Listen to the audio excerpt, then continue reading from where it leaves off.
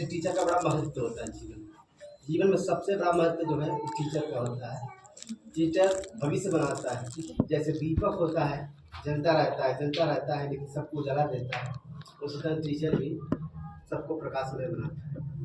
लेकिन अगर लोग सही तरीके से उसका इस्तेमाल करें, प्रयोग करें, उसका उपयोग करें, टीचर कोई खराब नहीं होता। लोग कहते हैं नहीं ये टीचर सही नहीं पढ़ा रहा है या इस टीचर को ज्ञान नहीं है। ज्ञान होता है, पढ़ाने की कला अलग अलग होती है, डिफरेंट होती है, और समझने का बस नज़रिया अलग अलग होता है। कुछ लोग समझना नहीं चाहते, कुछ लोग समझना चाहते हैं, और कुछ लोग समझना और नहीं समझना दोनों चाहते हैं।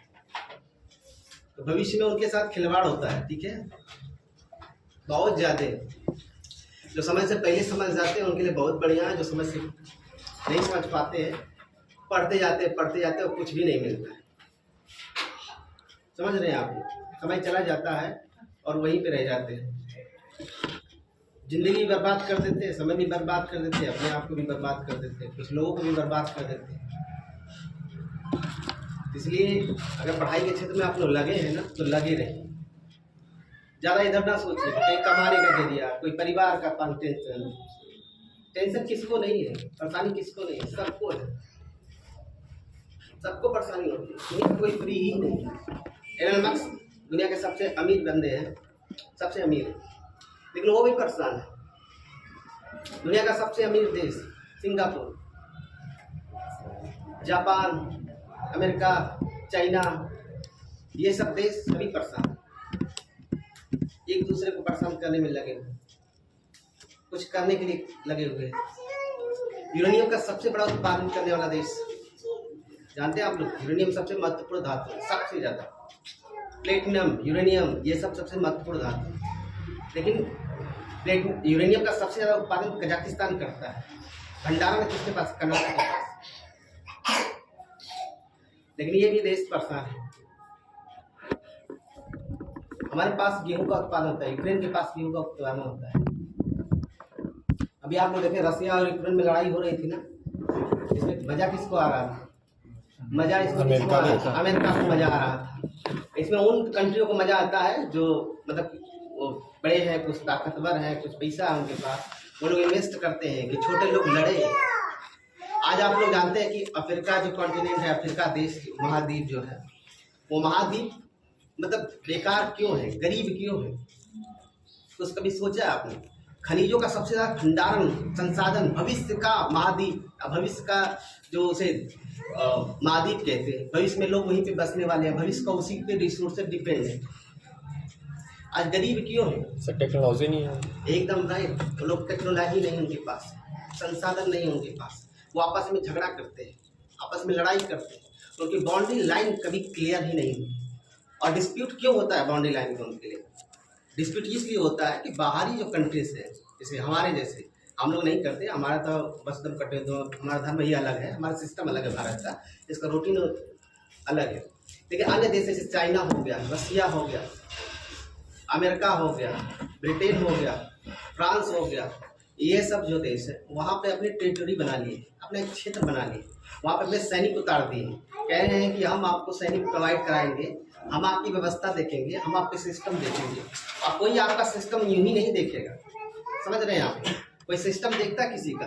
कोई आपका मदद करने के लिए तभी आ सकता है जब उससे आपको कुछ मिलने वाला।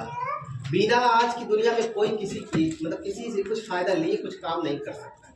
अगर वो आप पे डिपेंड, अगर आपसे वो आप पे कुछ मेहरबान है तो कुछ आपसे लेना चाहता है, ये समझिए। और ये है भी, कोई भी ऐसा नहीं है। मैं इसको समझ भी चुका हूँ, कुछ लोग मदद करके मुझे इसलिए मैं मतलब कि बिन किसी सिस्टम के, बिन किसी भरोसे के, बिन किसी विचार के, मैंने उनके जो भी उनकी मजबूरियाँ रही उन आधार पर मैंने उनकी मदद किया और भविष्य में मेरे साथ धोखा। लेकिन धीरे धीरे मुझे समझ में आया कि समाज में कोई ऐसा होता ही नहीं है। लेकिन फिर भी अगर ऐसे में दो चार होते हैं तो कभी ऐसे जो बेचारे उसमें मजबूर हो, जिनको उसकी चीज़ की आवश्यकता हो, वो लोग इसमें धोखा खा जाते हैं। जैसे आप लोग देखे होंगे, रोड पे जाते होंगे, भिखारी लोग होते हैं, देखे होंगे ना आप लोग, भिखारी लोग होते हैं, वो मजबूर हैं, उनको कोई बताने वाला नहीं है, कि उनके पास भी हाथ है, उनके पास भी सब कुछ है, कमा सकते हैं, खा सकते हैं, इज्जत की रोटी कर सकते हैं, लेकिन उनको कुछ लोग बहला दिए हैं, या ये लोग करना नहीं चाहते हैं, या वो लोग एकदम से है ही नहीं मेहनत करने वाले। और उसमें कुछ लोग तो मजबूर हैं, विकलांग है, लूले हैं, लंगड़े हैं, और कुछ लोग बिन विकलांग हुए एक सहारा बना लिए, एक धंधा बना लिए। अब तो देखिए अभी बीच में ना ट्रांसजेंडरों का एक बार वो हुआ था, छापा मारा गया था ट्रेनों में, देखे होंगे आप लोग मतलब कि नकली ट्रांसजेंडर बन के, नकली जो है आपको वो क्या बोलते हैं उसको, किन्नर बन के वो लोग ट्रेनों में जबरदस्ती भीख मांगते थे। मतलब एक धंधा बना लिए नकली किन्नर। तो कुछ लोग धंधा बना लिए हैं और कुछ लोग मजबूर हैं। कुछ किन्नरों का दर्द समझेंगे आप लोग। एक आपको मूवी चाहिए ताली, देखे होंगे आप लोग, अभी आ रही है एक सीरीज है ताली, ये आपको उसमें काम कर रहे हैं सुष्मिता सेन, बहुत ज़बरदस्त है, देखिएगा उसकी। मैंने आपको बताया था ना कि आपको कि ट्रांसजेंडर कई डिफरेंट तरीके का होता है। जब आपका जेनेटिक प्रॉब्लम हो जाता है तो कई तरीके के डिफरेंट लोग पैदा हो जाते हैं समाज में, उनके विचार ही अलग होते हैं। जैसे हमारे आपके विचार सेम होते हैं, एक तरीके का विचार होता है। कुछ लोगों का विचार ये होता है कि वो लोग शरीर से स्त्री है और विचार उनका मर्द बनने का है। कुछ लोग मर्द हैं और स्त्री बनने का विचार रखते हैं। कुछ लोग सोच ही नहीं पाते कि हम या स्त्री बने, ये भी नहीं हो पाता उन लोगों को। तो ऐसे समाज में लोग हैं, ठीक है। तो आपको बता रहा हूँ, ठीक है, देख लीजिए आप लोग, ठीक है, कि मेहनत करिए और मेहनत करके ही कुछ हासिल करिए। और जो कोई आपसे कहता है कि नहीं पैसा देकर कुछ मिल सकता है, तो पैसा देकर कुछ नहीं मिल सकता। हर एक भर्ती, हर एक सिस्टम, हर जगह 10% बेईमान लोग आ ही जाते हैं। मैं नहीं कहता हूँ कि पूरा 100% बेईमान आते हैं। जो आपको कह रहा है कि नहीं 100% लोग धांधली से आते हैं, धांधली से 100% नहीं आते, 10% लोग आ जाते हैं। और 10% हर बार गलती होती है, 10% बढ़ के 20% हो जाएगा, बहुत करेगा। अगर सरकार कहीं ऐसे मेहरबान हो गई या किसी तरह का धांधली अफसरों ने कर दिया है, सरकार तो नहीं करना चाहती, लेकिन उसके अंदर जो ऑफिसर होते हैं वो लोग ये काम करते हैं। सरकार कभी नहीं अपनी बदनामी, कभी नहीं चाहती, लेकिन उसके अंदर जो बैठे हुए हैं ना लोग, वो लोग ये काम करना शुरू करते हैं और लालच देते हैं। लालच में सरकार के भी कुछ लोग आ जाते हैं, कहते हैं काम शुरू कर दो, हो जाएगा। जब छापा पड़ता है, जब जांच बैठती है, तो पता चलता है कि देखिए एक चीज़ है कि सरकार अंदर वो लोग काम कर रहे हैं, मतलब समझ रहे हैं आप। इसका मतलब कि आपके अंदर धांधली हुई है तो आप शासन चलाने में फेल है, क्योंकि आपके अधिकारी लोग आपका काम ही नहीं कर पा रहे। आप जो कह रहे हैं वो कर ही नहीं रहे। इसका मतलब क्या है? तो सरकार पे ब्लेम लगाते हैं आप लोग, सरकार पे ही तो लगाएंगे आरोप, उसका जिम्मेदार सरकार ही तो होगी। लेकिन करता कौन है? कोई दूसरा करता है, फायदा भी कोई दूसरा ही लेता है। देखिए आप लोग को एक मैं शायरी बोल रहा हूँ, देखिए बहुत पुरानी है, ठीक है, दुष्यंत कुमार की, ठीक है। वैसे मैं तो ज़्यादातर प्रेरित हूँ बाबा भीमराव अम्बेडकर से, ठीक है, उनके सिस्टम से, उनके चीज़ को सोच से, उनके विचार से, क्योंकि दुनिया में सबको आगे बढ़ाने का काम भीमराव अम्बेडकर करा है। वो समाज के उन लोगों को सोचे, उन लोगों के बारे में सोचे, उन लोगों के विषय में सोचे। सोचने वाले बहुत लोग थे, करने वाले बहुत कम लोग थे। ये सोचे भी और किए, तो इनकी बात को, इनके विचारों को लेकर आज लोग जो भाषण दे रहे हैं, जो नेता लोग हर जगह जाके भीमराव अम्बेडकर के बारे में, ठीक है, उनकी पत्नी के बारे में, रमाबाई के बारे में, सबके लीडर्स बन रहे हैं आप लोग ना। अभी बीच में वो क्या बोल रहे हैं आपको, एक उनके विषय में बनाया जा रहा है, उनकी मूर्ति उर्ति बनाई जा रही है, ज्योतिबा फूले, इन सब के विषय में काम कर रहे हैं लोग। क्यों कर रहे हैं? ये सब मजबूरियां हैं भाई, देखिए सबकी मजबूरियां हैं। कुछ न कुछ जो भीमराव अम्बेडकर ने कहीं ना कहीं संविधान में, कॉन्स्टिट्यूशन में दिया था, ठीक है, कि क्यों किसी को जबरदस्ती नहीं कर सकता है। लोगों ने कहा क्यों आप यह दे रहे हो, लेकिन संविधान में दो चीज के तरीके का विचार हो रहा था। ये कह रहे थे कि भारत में लोग इतना शिक्षित नहीं, इतना समझदार नहीं है, इतना भी कुछ जानते नहीं है, आप इनको ये सब क्या दे रहे हैं, वो समझ नहीं पाएंगे। उन्होंने कहा ये चीज़ जो लिखा जा रहा है भविष्य के लिए लिखा जा रहा है, भविष्य में इनके लिए काम करेगा, भविष्य में लिए इनके काम आएगा।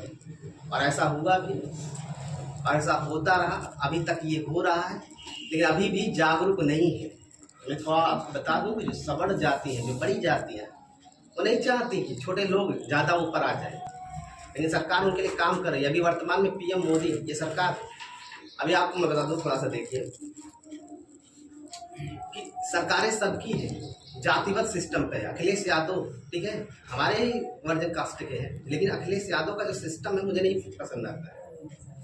मायावती जी का सिस्टम भी थोड़ा बहुत नहीं पसंद आता है, ठीक है, लेकिन इनकी सरकार का सिस्टम पसंद आता है, इसलिए सरकार भी बहुत अच्छी चलती है। सिस्टम में इनके क्या है देखिए, चोरी मैंने बताया आपको, वैकेंसी निकालना ये सरकार की मजबूरी है। आप लोग अगर पढ़ते होंगे तो जानते होंगे भारत की इकोनॉमिक्स प्रॉब्लम सबसे खतरनाक और बहुत बेकार चल रही है, और इस इकोनॉमिक को कंट्रोल करने के लिए आप रेवड़ियाँ नहीं दे सकते, झूठे नहीं कुछ कर सकते, और सरकार की मजबूरी है कि लोगों को प्राइवेट सेक्टर में डाल रही है या प्राइवेट सेक्टर को ज़्यादा, क्योंकि सरकार को तनख्वाह ऑलरेडी बहुत ज़्यादा देना पड़ता है, वर्क बहुत कम करना पड़ता है, और प्राइवेट सेक्टर को वो चाहती है कि अगर हम प्राइवेटाइजेशन पे चले जाएंगे तो हमें काम भी अच्छा मिलेगा और आमदनी भी अच्छी मिलेगी और सरकार की इकोनॉमिक्स भी अच्छी होगी। वर्तमान में जो सरकार कहती है कि मैं 17 लाख 20 लाख, ये आपको बिहार में आप लोग देखे थे कि लोग भाषण जब दे रहे थे, यही आपके क्या नाम है, अलालू के लड़के दोनों भाषण दिए, कहा मैंने इतने वैकेंसी निकालेंगे, समथिंग सरकार जब बनेगी तब। सरकार की वो लोग सरकार के लालची हैं, वो लोग आपसे कुछ लेना चाहते हैं बस, और कुछ नहीं, बस सत्ता लेना चाहते हैं, ठीक है, बेवकूफ़ बना के, मेरी जात मेरा चीज़ मेरा सिस्टम, यही सब करके वहाँ पे उनके बच्चे ने कहा कि मैं 21 लाख वैकेंसियाँ निकालूंगा, और सरकार, अब देख लीजिए आप लोग, सरकार बन गई बीजेपी की और नीतीश कुमार फिर से मुख्यमंत्री हो गए।